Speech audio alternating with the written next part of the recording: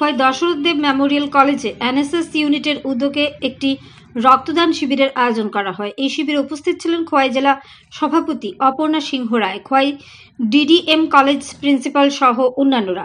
এই শিবিরে কলেজের ছাত্রছাত্রীরা অংশগ্রহণ করে। এই রক্তদান শিবিরে মোট 30 জন অংশগ্রহণ করে থাকেন। ব্যুরো রিপোর্ট আরই ধর্মনগর। আমি এই জেলা এই খোয়াইয়ের একজন মেয়ে, তো আজকে এমন একটা মহৎ দিনে রক্তদান, এই দিনে আমি আসতে পেরে আমি বলার মতো ভাষা খুঁজে পাচ্ছি না, কিভাবে বোঝাবো। সত্যি এই কলেজের একদিন আমিও এক ছাত্রী ছিলাম। এই কলেজে আমি আমার গ্রাজুয়েশন কমপ্লিট করেছি। এখন এই কলেজ থেকে এনএসএস ক্যাম্পের মাধ্যমে আগরতলা যে ওমেন্স কলেজ, সেই কলেজে আমি 7 দিন এনএসএস ক্যাম্প করেছিলাম। অনেক স্বপ্ন দেখেছিলাম সে এনএসএস ক্যাম্প করে নাকি ভারতবর্ষের বিভিন্ন রাজ্যে যেতে পারা যায়।